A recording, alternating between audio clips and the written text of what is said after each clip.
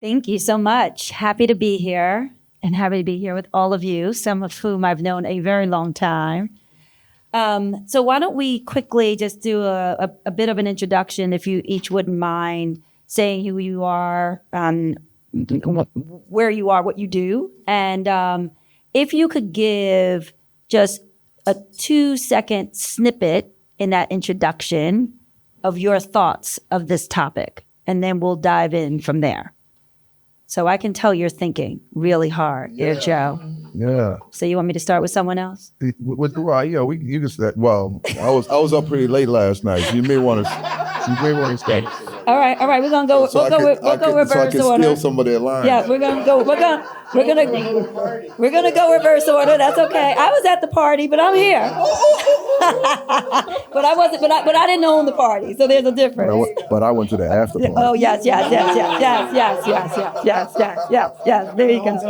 That's right. All right, Kirk. We're gonna start with you. What? Yes, we're gonna start with you. How we go from Joe to me? No, we're gonna start with you. You always ready. I literally was getting my mic thing set up. There you are. I was getting my lab set up.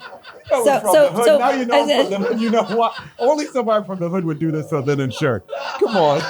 So if y'all Yes, weren't sir. ready, Here this you is go. definitely the cut up panel.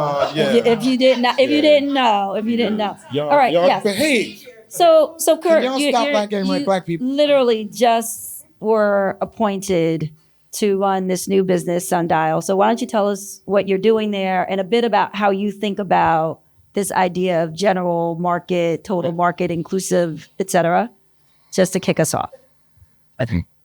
According to ChatGPT, so thanks, Sharon, Lisa, crew, and thank you all for hanging out and listening to us chat. This group, if you can't tell, is just gonna have some fun. So forgive us if we joke amongst ourselves. I feel very fortunate to have this new responsibility where I will stand up what will become Sundial Media Group. So we are a name at this point. That group is going to be and is the home of where Essence Ventures sits. So that includes a iconic 54-year-old brand in Essence. The festival, which is celebrating 30 years in New Orleans this year. Brands like Afropunk, Naturally Curly, Girls United. We recently acquired also into the family now, Refinery 29, Somos, Unbothered, BeautyCon, all make up that part of it. And I have the fortunate title of CEO of Sundial Media Group. So very excited about that. Excited to be building again and not just running a big thing. So building something small. It is all Black owned because it's owned by Richelieu Dennis and Dennis family with theses that started from his grandfather and mother's store called Sundial in Liberia, which is meet the needs of the community where the community is, right? And if you did that, you would always really have a valued and contribution. So when we think of the new general market, we recognize it's not a monolithic thing. It's not one thing. It's now really, and has been probably for a while, an amalgamation of multiple communities, communities that you volunteer to be a part of, that you find now the technology enables your ability to find your tribe, and then communities you want to be supporters of, allies of, or connected to. And it makes marketing harder because the tools of marketing have really still been evolved around the idea of pushing or chasing after someone and showing them something that they're not interested in, not participating in what builds community and serves their community. And we think we're at a moment where that evolution could be very valuable if you get ahead of it. So that's what we're up to. That's great. Thank you. And congrats on your Thank you. new Thank you. appointment. Thank you. Thank you. Rich told me that you told him not to hire me. No, I didn't use those words. I didn't use those You words. said don't effing hire him, but that was, but anyway. I want to interview a couple more candidates. Exactly. No, you might want to widen your search. Just widen your search, Rich. Dabo, Che. This is going to be a difficult one, but I'm just want to say first and foremost, honored to be on a panel amongst giants. It's a pleasure to be up here with you all. And honestly, looking at some of the folks in this panel, both my contemporaries and the folks who have laid some of the brickwork that I walk on, it's really inspiring to get me to the place now where I've I've moved in my career where I'm now an owner of an ad agency. Yeah. I'm a partner in multiple other businesses in the creative space. Yesterday and today, we're officially launching the launch of our holding company, an all Black owned holding company that's in the creative and marketing space, Black owned and woman owned. We had the pleasure of launching that here yesterday, announcing it. Called Heirloom Holdings.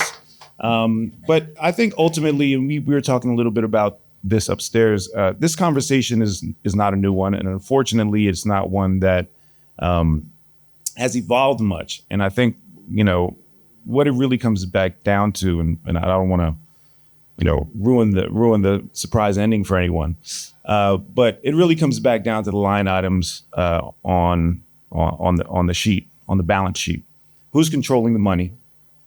Who's in charge of this kind of communication and being able to move communities, as Kirk was saying, and be able to kind of create conversations, whether it's the brands or entertainment or media, and who has access to those funds to be able to kind of build these businesses, raise this capital, and create. We always talk about having control over our own culture and being able to leverage our culture for our own community's benefit. And it all comes back down to, the capitalistic dollar. So how do we gain access to that? How do we trick the system to give us back our power? And I think that's what I think is most powerful about this conversation. Mm-hmm. Thank you. Congrats. Thank you. Yes. Thank you. Larry Harris. Larry Harris, I'm the CEO and co-founder of MokaMoto Worldwide, which is a media investment company focused on using data, technology, and experiences to drive results and build brand value. We are minority owned, super excited about everything here. There's a community of startup executives who are dedicated to a simple thing, which is 42% of the US population is minority, 5% of the spend goes to diverse-owned companies, and everyone here is joined in closing that spend and support each other, admire each other. We're not fighting each other to make that what it has to be, which is 50% of the spend in our lifetime. So that'll happen. Your kids are majority minority. They're looking for a world in which they are recognized, talked with, not at. And so can you be culturally relevant? Can you actually find me in a relevant way and say something that I can hear is really important, and why it's important that there's this energy around this despite the Trump MAGA-driven negative bullshit that people are afraid of. There has to be energy around this. I grew up in a family of jazz musicians, Max Roach and Abbey Lincoln and all these folks. And when I was a kid, I said, what made you brave? And they said, there were other Black people who could hear my song. Miles said, I met Miles Davis and we could play together in a bathroom. Right? We could pick up and chop together. And I can hear all your songs. And I understand what you bring, what the value is. I can talk to brands about why you're great, why you have to be included in the mix. And that's important. That's where the jazz bebop revolution came from. Yes, there was a Charlie Parker. But there were a lot of people that could hear that, hear how they could play like that. And so it became, there are a lot of people who saw James Brown and were like, God damn, Ray Charles, on and on. You have to see it to believe it. And I believe in all of Charles actually, I've never said that. That's true. I don't know. That's true. But Ray saw it. but Ray thought we wouldn't were say going to behave. Just when you thought. See who's doing it, though? It's not me. So just excited to be here, excited to rock all that, excited to be brought down to size. It's a tough crowd. Amen on that. But I'm going to turn it over to the much more articulate and fantastic one. All right. Hear it. Hello, everybody. I am Gabrielle Shirdan. I'm the founder and CCO of Kitchen Table, which is a full-service ad agency dedicated to serving Black and Brown founded or owned brands. Dabo actually coined this phrase, taking my expertise from Madison Avenue and bringing it down to MLK Boulevard. I believe, the difference between a good brand and a great brand is excellent marketing. And if we can build up those next Black and Brown billionaires, and those next Black and brown brands that are driving culture, then obviously the community and the we, the impact of that we is phenomenal. I'm also the co-founder of Heirloom Holdings, a new Black and woman-owned holding company in the advertising space. So, I used to sign my emails with like, let's change the world. And, people used to think, oh, she's so lofty, she's crazy, but I'm going to try. I think as it relates to generally speaking and this topic, I think there's actually nothing general about it. It's so complex. And I think for me, my biggest hope and when the driver and motivation behind the vision of Kitchen Table and Heirloom is if Black and brown audiences are driving culture and continuing to steer culture, then we cannot just give away the keys. We have to own the car. We talked about owning cars a lot earlier. So we have to own the car, and not just the car, but the lot and the dealership and the land that it's on. And so for me, it's important that we don't just represent the culture, but we cannot relinquish control of the culture. And so anyway, that's the passion that I have. And then I think the work that we are all collectively doing in our own lanes. I'm gonna keep this metaphor going. But yes. Thank you. All right, Joe. See, you had a lot of time to think now. I did. You got to bring us home. Got to bring strong. I actually remembered my name, so which is what I was thinking about before. I told you it was a long night. No, look, just to kind of build off of Gabby, from Madison Avenue to MLK, my life was really from the corner to the conference room. I'm a public school kid from Queens, New York City. I've never worked at an advertising agency in a day in my life, but currently I operate one of the largest fully independent Black-owned creative agencies in the country. So, our understanding of and I'm from Queens, New York, which is, fun fact, one of the most diverse urban areas on the planet. So I attribute a lot of my understanding of consumer culture to my time walking the streets of Queens as a graffiti artist and a b-boy. I'm aging myself a little bit.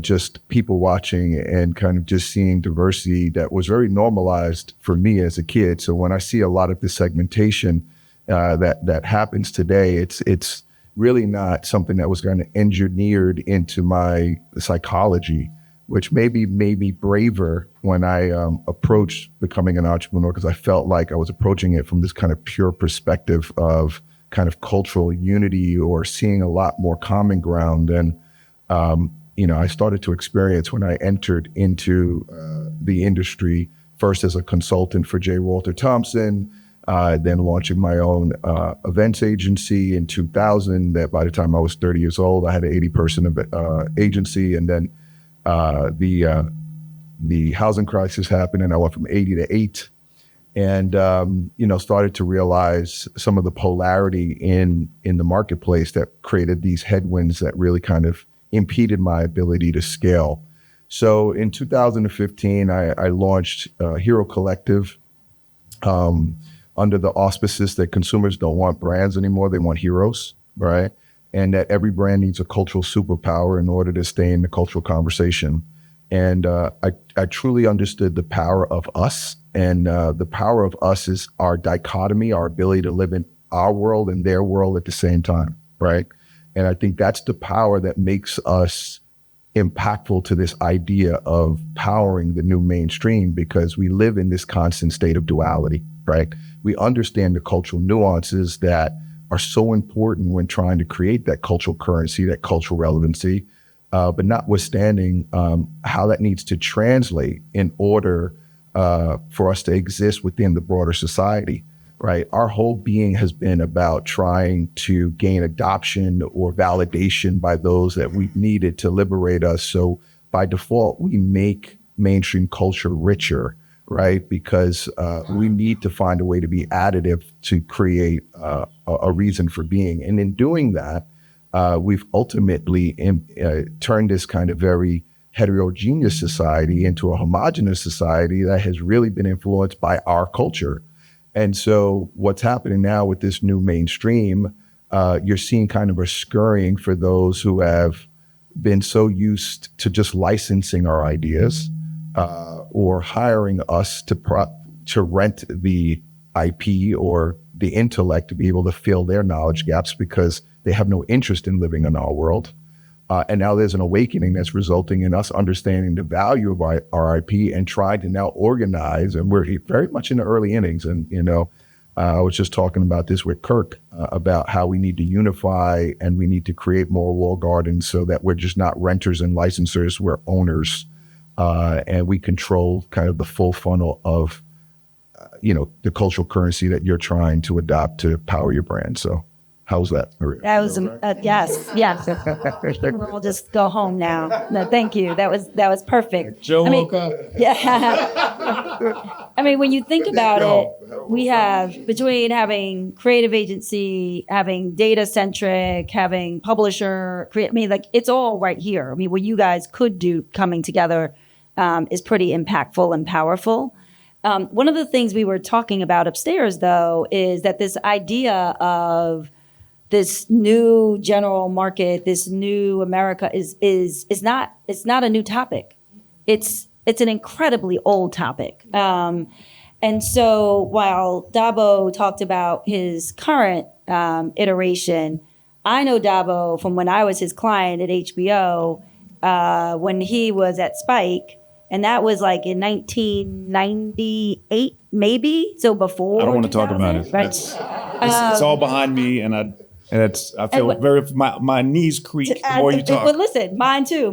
We've been doing this a long time, and at the time, I ran all multicultural marketing or all segmented marketing for HBO, and we were having conversations then about how we shouldn't be thinking about this in a segmented way because these the populations that we're trying to reach and target are the same people who are watching the general market programs. That was always my conversation, right? Like, my people are watching Sex and the City just like the other people are. So like, why are we treating this as two separate things? There are pluses and minuses of looking at it that way.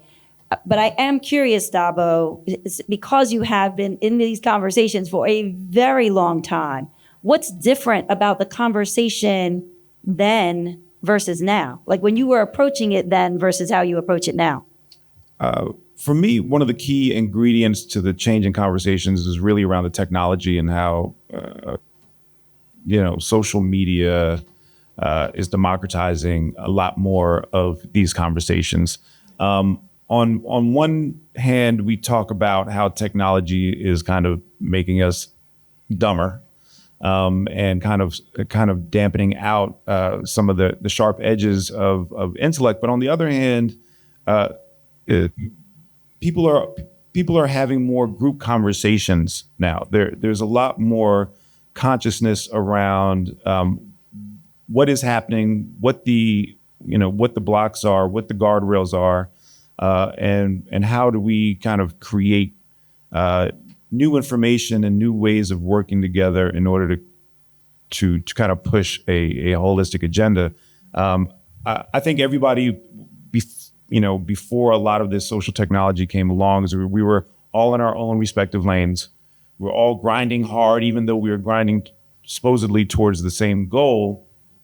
We were just all doing the best we could in our own space, and there was always an intention to reach out or try to make it, but it just wasn't as easily accessible. And I think technology now, even with the advent of platforms like Earn Your Leisure, which is democratizing what an investment looks like, there are things that are happening in and around our culture that are getting us access to things that we didn't have before.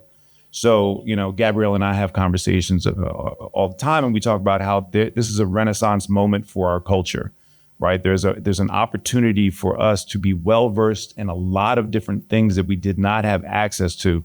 On one hand, we talk about gatekeeping our culture and making sure that we have ownership over the IP and being able to make sure we leverage it and be able to monetize it as well.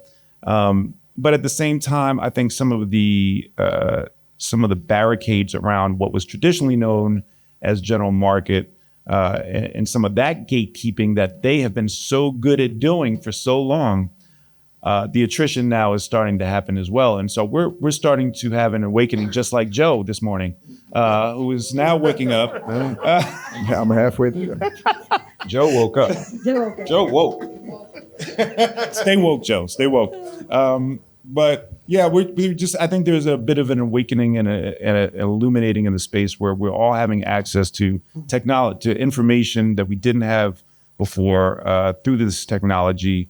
And it's much easier to kind of reach across the aisle in an expedient kind of way, in an efficient kind of way, where the lift isn't as heavy, and we can all march in our respective lanes as well, but also at the same time multitask and be able to kind of like find what is the joint venture that we can do together. What is the space in the gray area that benefits us both? And I think, we've been talking about how these conversations are becoming a lot more or a lot less binary now. It's not, black and white. It's like we're now being able to see this rich territory of gray where we can kind of tap into, not just one vertical of media or advertising or marketing, but all these things are starting to bleed together. And the walls that were built up so high and tall before are now becoming scalable. Thank you. So, Larry, I want to talk about the data a little bit because there are a couple of ways you can approach this. Any of you who are pitching to brands, and one would be around think about a segment separately versus think about the general market and then target the segment. Right? Very different strategic ways of thinking about it. How does your agency think about or go and speak to a brand, and what are you proposing is to from a data perspective? Well, I think every brand wants to talk to us because of our data sets, right? We have great data. We have Amazon data on the one side, first party data, amazing data, lots of signals, and all of us at this moment are working with third party data, which is kind of weak signals.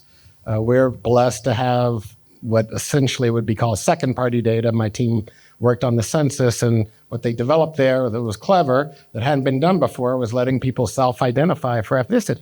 Simply saying, I'm German-American, or I'm from the Sudan, or that had never been done in the census before. And if you work on intellectual property in the U.S., you get a version of it. So we have a version of it, and that's can't get that from anybody else. So we have what's this second-party data that lets us target by ethnicity. We start off every client meeting, and as Tammy has heard me say, I don't hire my Filipinos to target Filipinos. I don't hire my Jewish people to target Jewish people. Like, just because I walk in the room, you shouldn't say, oh, you're doing black targeting, because we're not, right? So the reason our data works is legally we target everybody.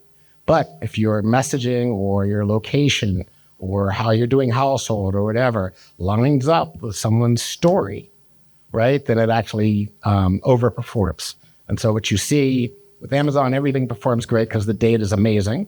And with our data, you see on average, we perform 20% better than anybody else, right? So, and we are, use that tech to drive primarily CTV and online video. So we can version it a little bit more. I like to do things that are a little more drive to action, right? And so the other part that I think is essential that brands are learning, you've got to have pretty fierce reporting and optimization for those things. What makes it, I think, difficult for us is our data, we're not allowed to pipe it, right? I can't pipe Amazon data. I can say that publicly. If I pipe it, I lose my seat.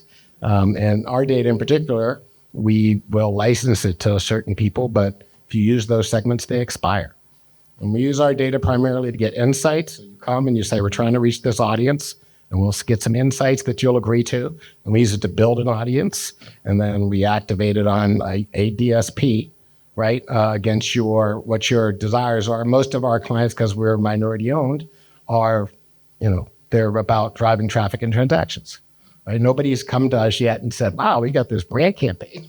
It just doesn't have, we get graded on traffic and transactions, and we retain most of our clients because the data is fantastic and performs and it scales. So we can actually spend the money, and we're starting to get clients to understand we can help you. So it's less about where the audience is. It's more just about getting to the audience. It's about getting to the audience. It's about, what is the correlation? So often there are things that are beyond ethnicity that you have to teach people are. So not only Black people are interested in Bad Bunny, right? So, or not only Latinx people are interested in Bad Bunny's got this amount of stream because he's got so many hooks that people just have to listen to it, right? So as you're doing these correlations, and then Amazon, you can see what they buy, what they watch. Those correlations drive richer segmentation and give you more ways to have reach and frequency. And what we do is kind of focus on our channels that we're great at. We are fantastic at audio. Kind of our dirty secret. We think audio is fantastic for reaching the audiences people want to do. We think CTV is really important, and the only extra special sauce we do there is high impact units. Because again, the more traction you have on one side, the more you can do attribution, and the easier it is to tell a story for the clients and the agencies and the publishers that this actually worked. Totally makes sense. I want to turn that though to Kirk, where, because as you think about Larry's philosophy around trying to reach the audience wherever they are, and your new role and what you guys are doing at Sundial and your acquisition model and how you're thinking about acquiring businesses, does it follow suit? Or are you thinking about building it based upon audiences and buying brands that align with it? Like, what is the philosophy of Sundial, and how are you thinking about? So having a fair, decent background in data and the use of data to decorate an impression and make an impression more valuable because it's decorated with data. I don't think it's either or. I think this is an and, right? So that was the innovation part of the marketplace and how we were going to improve just buying impressions, which were a mass quantity thing. There was just so much supply, and you had to differentiate the supply and use data to differentiate the supply. I think that is still a core thing, and the better quality the data and the more sophisticated the ability to decorate the impressions and deliver them, that continues to be a robust opportunity. There is an argument, though, that as the market continues to evolve, though, what has to happen, as always, markets pendulum a little bit. So there was a moment where context was the way that you found audiences, right? You found them because this was the only place they could get information. I actually think that once you actually give people too much of something, it's the equivalent of not having it. So when you didn't have access to content, the publishers controlled when you saw a magazine and when you saw a TV show, right? So for me to see Sex and the City, I had to watch it when it was available, and I didn't have other choices. So you, working with Dabo, knew that your market was watching it. When I have too many versions of Sex and the City on Netflix and an equal number on Hulu and another equal number on Amazon Prime and another on Max, I also have the same thing happen in communities, which is now too much choice is equally paralyzing. And now I rely on something different to figure out what's the thing I should watch. So we're seeing Bridgerton Community Watch happening. We're seeing people that are gathering and watching with friends to consume content. So now you got to figure out using data. You understand how to get people when they're in the general places, but then why not work with brands that have convening power, right? So I think there's an opportunity to work with a brand that has convening power that says, I'm going to get what Dada called groups. We just call them communities. And those groups now are going to gather because I no longer just trust the influencers that tell me what's hot. I trust the community. So my beauty secrets from Sophia, who lives in Wisconsin and has done all this research on what are the, safe chemicals to put on my Asian African skin, but endorsed by BeautyCon, is different than just Sophia. So while Sophia's had her moment, I think we're going back to a place that says, but BeautyCon vetted 500 Sophias, and we found the one authentic Sophia and the 50 that copies her stuff and then reproduces it because the algorithm showed it to them. And we think that matters. So we are working with brands that have convening power. Essence is the most clear one there, in that 500,000 people show up in New Orleans every year and hang out for 4 days at a fairly hefty per ticket price, right? So for you to be there for a week, it's probably $4,000, $5,000, and we get 500,000 people doing it. So what is so powerful about that convening moment that would cause that to matter? And now, while we bring a brand along for that ride, because I think we're going from this moment where consumers are no longer consumers as passive receivers of information. They're now participants and they want to be actively experiencing things. I think you're going to see more real life things matter. We're watching now, marketing really has gone to real moments. So sports is live, news is live, all live events and real life events matter. We think the model of new media is powered by tech and data, combination of the convening power that creates content, but also lives off of many multiple live experiences, live connection points, and supports the community that way. So that's the model. And we believe in all of that, and we believe in distributing that and putting the brand in front of it. So we also pitch brands on their stuff is brilliant, right? And so if you actually were the power that distributed that made more fans find it, just like you do in sports, you'll be the winner. So I believe in that strongly. Totally. All right, so let's switch over to the creative side. I'm a bit curious. I mean, when we think about the idea of this general market, et cetera, most of it is around the data and the targeting and or contextual and who the audience is. How do you think about it from a creative perspective? Can y'all hear me now? Turn the gains down and the volume back up. I'm sorry that I know a little bit too much about this, but for an extra fee, I can go fix it for you. Oh, y'all didn't get paid? Because I got paid. You didn't get my joke. The only black guy working at Radio Shack. Oh, okay, we going off the rails again. I think from a creative perspective, when reaching audiences, I always say it can't just be sexy work, it has to be smart work. And so even though I'm a creative and an art director by trade, every single creative idea that we craft comes from insights, and it comes from data, or it comes from some nuance and niche within culture. And that is where we find the work that works. In fact, one of our clients over at Bevel, which is technically owned by P&G, but founded by the incredible Tristan Walker, we were talking the other day, and one of the best compliments our client gave us, which was, "Oh, you guys get it. You didn't just Google what Black people like." That's quote. And I think it's also becomes the work that works. And so even if our work with Issa Rae, we launched her hair care line the other day, and they had the biggest sales day in over 12 years with a 300% increase. And I say that because it's work that works when it's rooted in truth. So we actually built a campaign that was rooted in the realities of natural hair care.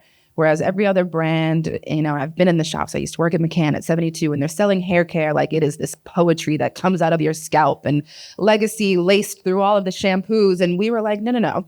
When a Black or brown woman gets in the shower, it's exhausting. My hands are tired. I got to take a break. I'm washing my hair for 4 hours. I got to call out of work. And so we actually leaned into that cultural, you know what I'm saying? Like my arms, it's a full workout.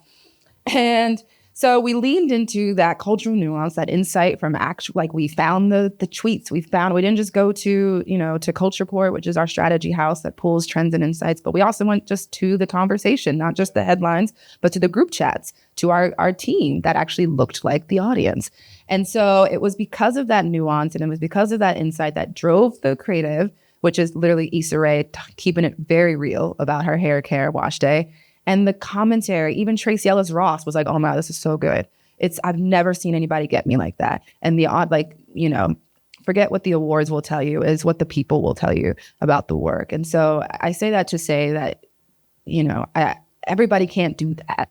And so I think what the miss is often is everyone thinks that they can reach these, multicultural markets with a general market approach by just casting a Black celebrity or just by representing something. I mean, even just Dabo, we've been pulled into 2 client projects this past year to fix the work of a general markets campaign reaching Black and brown audiences. They said, we tried to do this thing. And we said, well, why would you put a scary thing in an ad for Black? You just don't get it.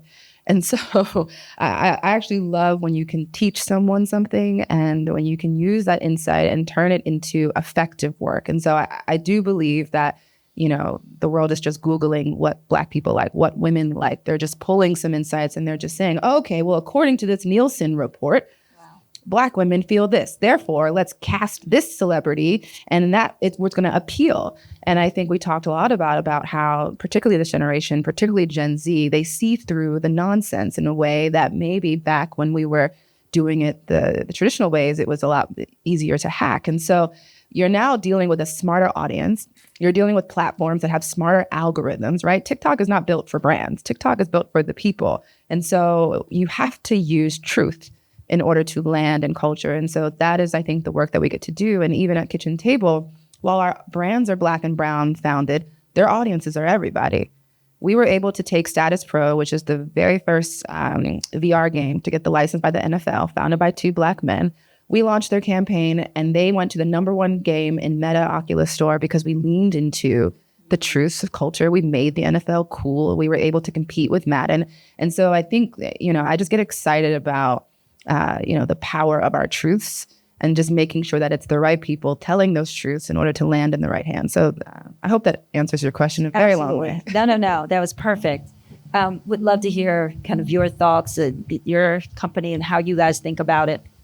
Same topic. Yeah, I mean, I think, I think it's becoming harder and harder for brands to just try to manufacture cultural relevance. It's very competitive out there. Consumers, to Gabby's point, are becoming very smarter. They could sniff out bullshit really early on. So you have to do the work to really figure out what the kind of cultural value exchange is between your brand and the audience. And that requires a really deep understanding of the cultural insights and nuances that govern the way that your audience is self-identify, to their lifestyle interests, their behavioral challenges, and then the obstacles that impede their abilities to become their best selves. How can you really add value to their lives that go beyond or transcend the limitations of your product attributes, right?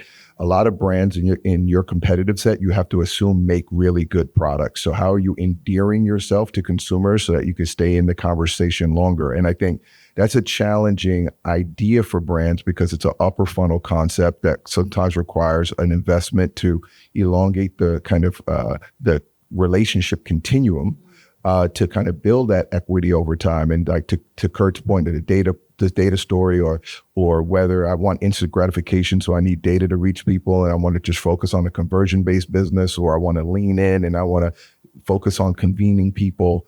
There are really kind of 2 polarizing factions. There are people that just want to ring the register, but that becomes kind of this situation that you got to continue to kind of like refill the tank and churn and try to manufacture relevance during every kind of quarterly promotional cycle or sales cycle, because you have no self-perpetuating equity, right?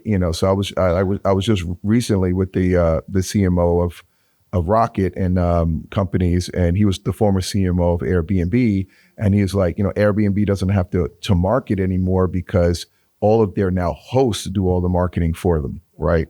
So the best brands have found a way to create some democratized value that then empowers their consumer to basically perpetuate their propositions on their own, right?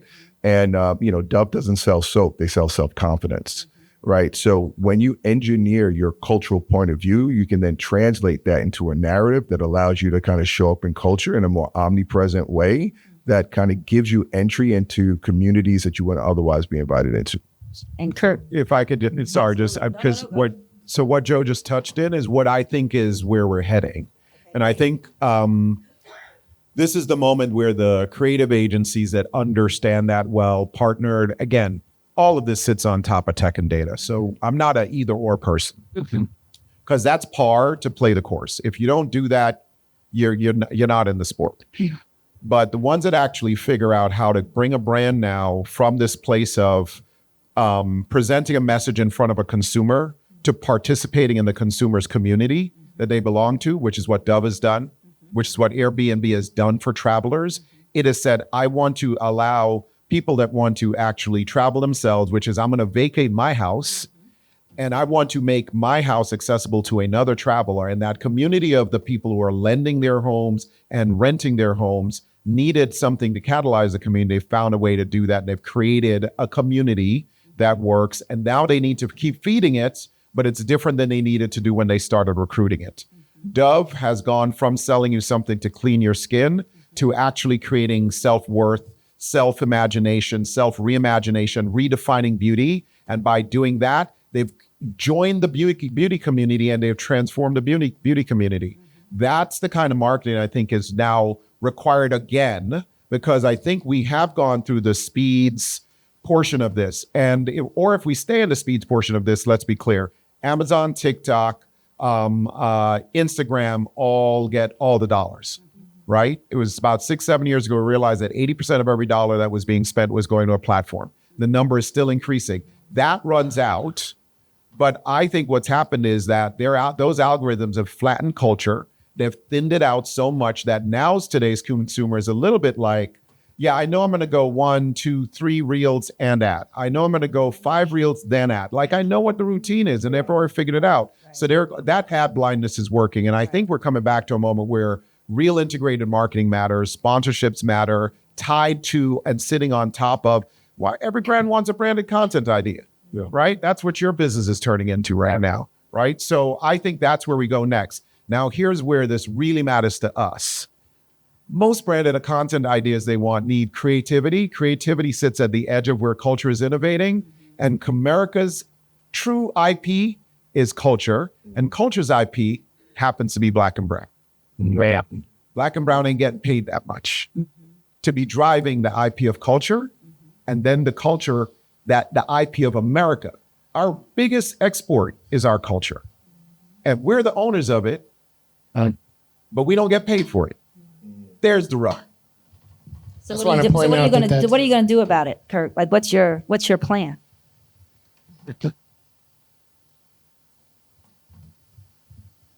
We have been socially engineered to not do the thing that we're supposed to do right now, which is work together. The 600 years of slavery, importing us from another place, finding ways to make us fight the complexions and colors of our diaspora, of our skin, cause us to fight against each other, even when sitting right here, if we got out of our way, is a multi-billion-dollar one company, not 5 companies. But we will not do that. I'll talk about it and I'll participate in it, but the 5 of us will not get out of our way to do it because we can't yet overcome the engineering that has destroyed our desire to put our self-interest down long enough to look at what would happen. Come on, roll up. Some of the best creative minds are right here. The knowledge and sophistication, understanding data, mobile applications, app. You know who dude is a pioneer in the app industry. Oh, I know. Okay. The creativity around understanding where our brands, our small brands that are creating, that are companies that are going to innovate in almost every segment of the community, sitting right here. And I'm saddened by the fact that we will not figure it out. But we have to double click on this because what we've just said is that the problem. Sick, man. Don't tweet any of this. Exactly.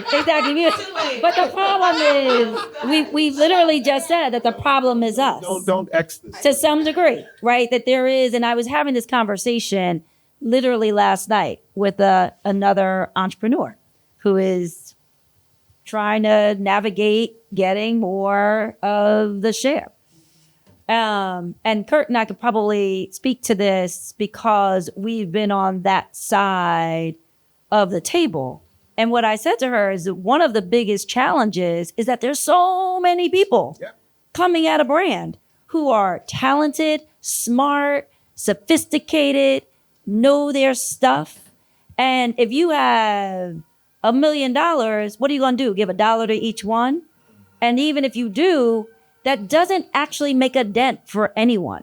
So then you choose one, and then the other one's mad because you didn't choose them. It's a real challenge for sure that we have quite so many small agencies or small companies. Whereas if we could figure out a better way to have partnership, I am a huge supporter of exactly what you just said. But I know, Gabrielle, you're chomping at the bit. Yeah, I'm so passionate about this. I think it's also why we started Heirloom, the holding company, because you can continue to create the thing and you can continue to create another agency, or you can create, we talked yesterday and my mother always said, Gabrielle, you work so hard as if your name is on the door. So go get your name on the door. Did that. But now it's not just enough to have my door. There needs to be, I want the building. to have multiple doors. And I keep talking about this table, but we need multiple tables. I mean, I love what you're saying, but there's also, there's Jamie Dimon, there's PNC Bank, there's like, they have multiple entities, they have multiple giants. What we need is many giants, because we always look to the one Black billionaire like, why hasn't he saved us yet? And we're like, well, we need to create more and more of those. And that's, inherent in the mission of what we do at Kitchen Table, because even with the multi-millionaires that we've built with our brands, they have then in turn hired and built communities. I mean, even Status Pro, they've given us scholarships and they've changed. It's like my long-winded way of changing the world. It might take some time. And so there's this building that we can create where even if, you need that table there, you need that table, I can come help you if your leg broke on that table. Or if you we say when we all have a seat, we all eat at Kitchen Table. And so that for me, it is a we thing. I just want to make sure that we don't focus even further internally on ourselves as the problem, because it's the engineering is not self-imposed. It's the systemic, situations that we were put into. Right? We talk about the projects. It's a project. They put us in those buildings so that we would eat each other. And so the one thing I'll say is there are the few people who do believe in the we. And so while we cannot change every mind, we can change the situation of which those minds can come together and build. Same way, last night we were celebrating Hero, and that was such a beautiful moment. And, even with what you're doing with Sundial, beautiful moment, like we are going to lift you up. Like we came in to actually try to rebrand Essence Fest, and we pitched that business because we have to come together. But there are forces in the way of that, which is also why this conversation is so important. Because when we see things like DEI is dead and general market isn't necessary anymore, I'm like, yes, it has to be. Because otherwise they will just let us fizzle out and fight each other. If I could jump in real quick, I'm just going to just put a point on it because I think Gabrielle just killed it. But the good news is we are having the conversations, right? We are awakening to the reality that we cannot do this by ourselves, right? And I think one of the things that some of us are trying to do by example is show the power of group economics or networked economy thinking. We recently, Dabo, Gabby, myself, and 4 other co-founders just co-founded Black Week. That is happening October 15th to 18th. See you there. Where is it? Where is it? In New York City. There you go. Early bird registrations. Take price still available. 10%. Yeah. We got a code. Yeah, we got a code. The QR code on the screens right here. The code. No, but we actually started this conference to continue this conversation. I think there's 2 parts to the conversation we'll want to have at Black Week is obviously right-sizing corporate America's view of us as not a charity case, but like a business imperative. And 2, how do we, get our proverbial acts together, right? And figure out how we need to come together in order to create a united front to force this establishment to deal with us in a manner in which we define, right? And I think that's only going to happen by coming together. So, even in the sense of how that happened, it was like, we got to figure out a way to create a movement or a moment. And it may be a situation where we're all talking to the same people to try and create opportunities that benefit our own respective agencies or businesses. And there may be some of us who come out with a little bit more or some out come a little bit less, but we may all come out with more than we went in with. And we just have to have that mentality versus this, there only can be one, or I got to be the person at the top of the pyramid. But I'm encouraged that we're having the conversation. I love that. That's amazing. So I know we probably need to be wrapping up shortly, but I want to just talk about AI. Because I am curious as to, and we can start with you if you don't mind, Larry. I mean, I am curious as to what impact AI you're predicting AI will have on data and its ability to manipulate or falsify in any way, the reaching of certain targets, and if that is something that people should be thinking about now and or how you're approaching it. What do you mean by falsifying targets? You mean robotic or?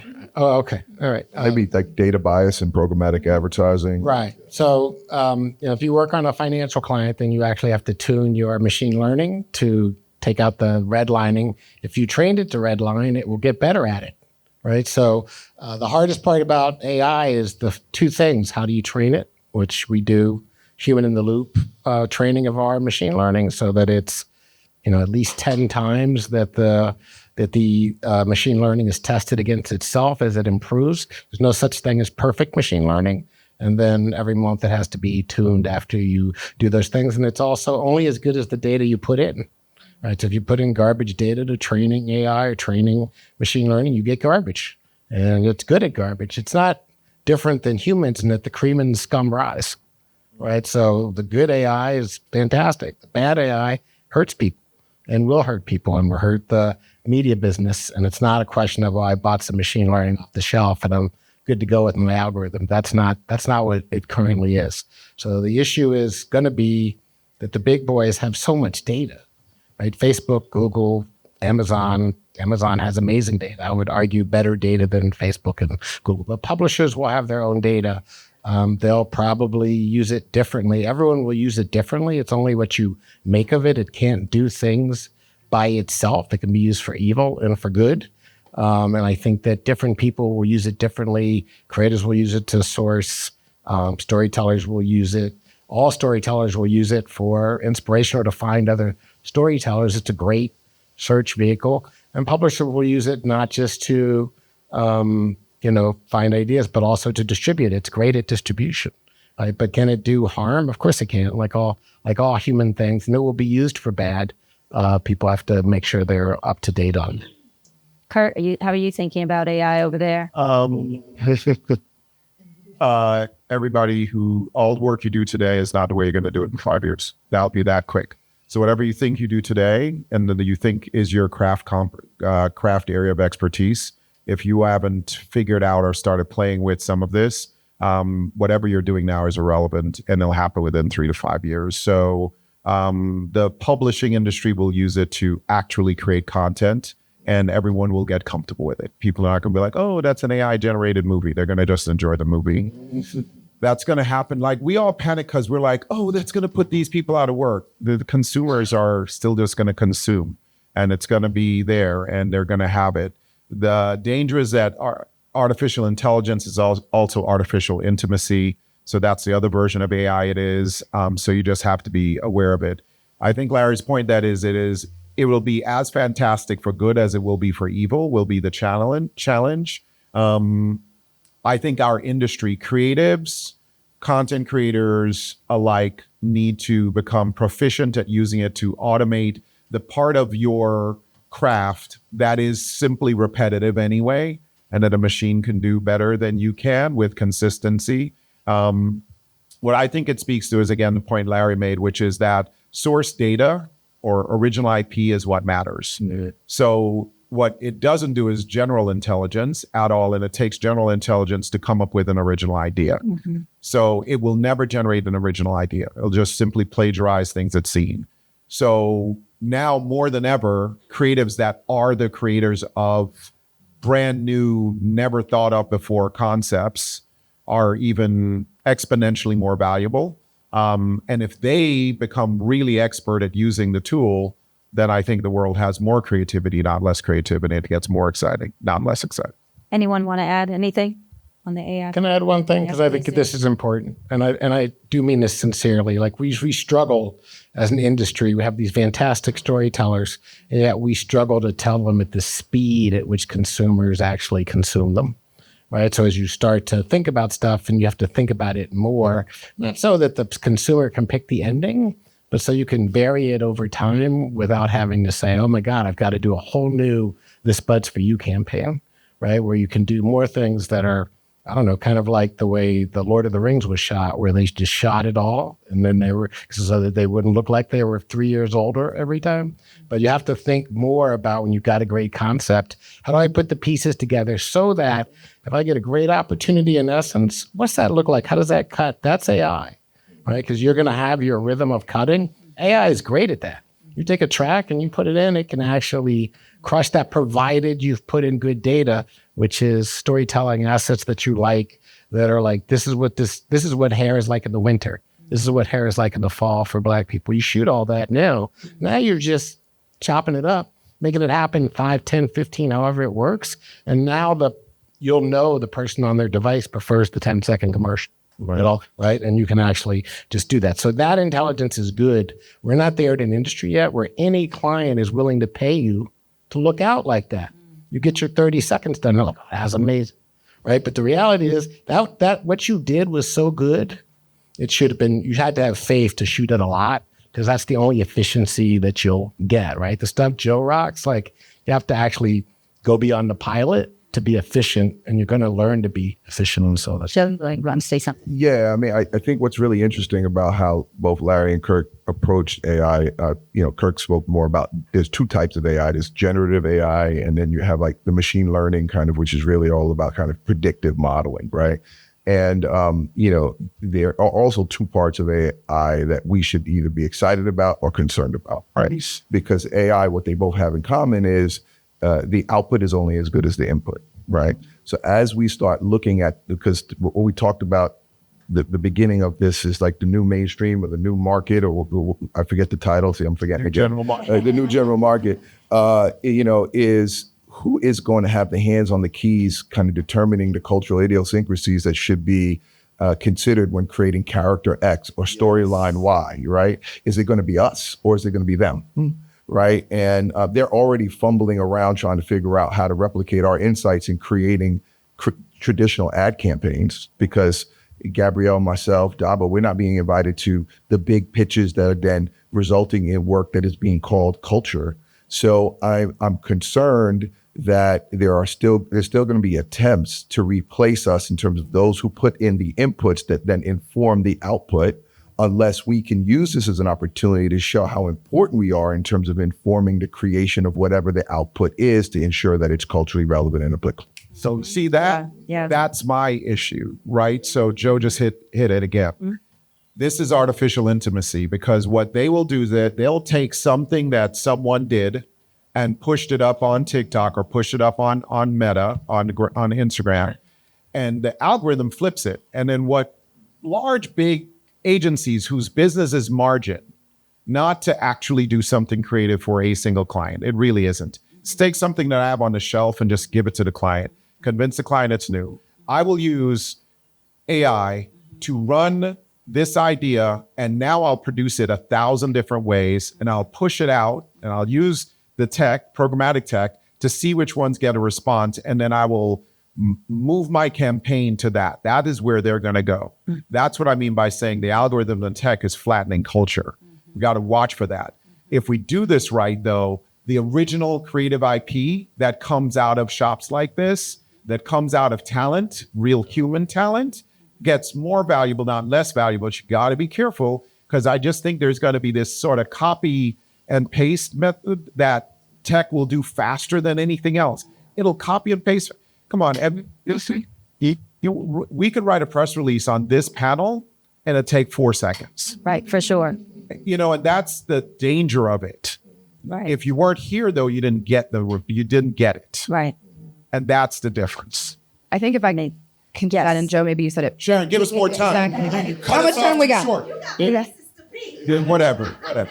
The only thing I was going to say is that I just want AI to push us to reimagine and rethink, but not replace the culture.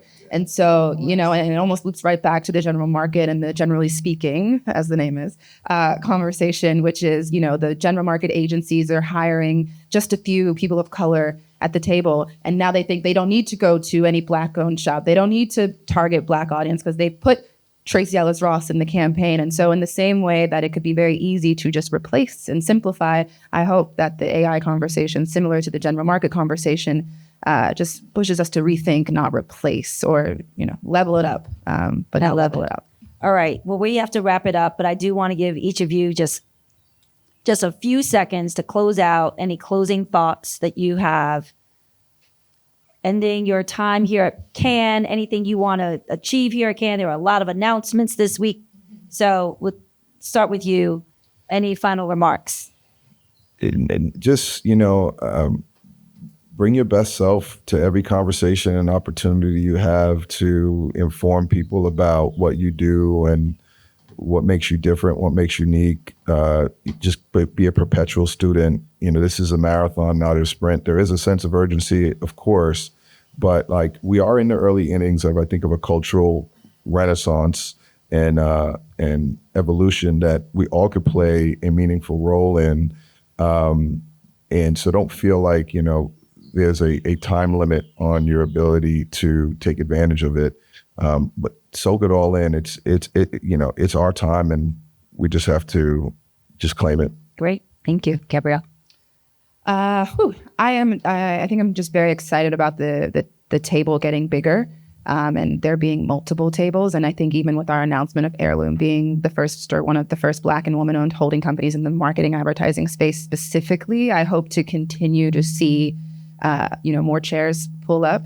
And so that way, when we do all have that seat, we can eat, as I like to say, which I think almost, Larry, to your point, it really helps shape the difference of marketing to and marketing for, and then driving that effectiveness when you get to market from.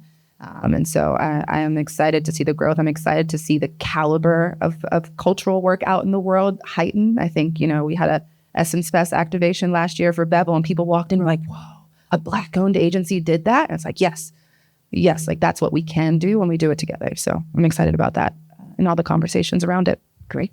Larry.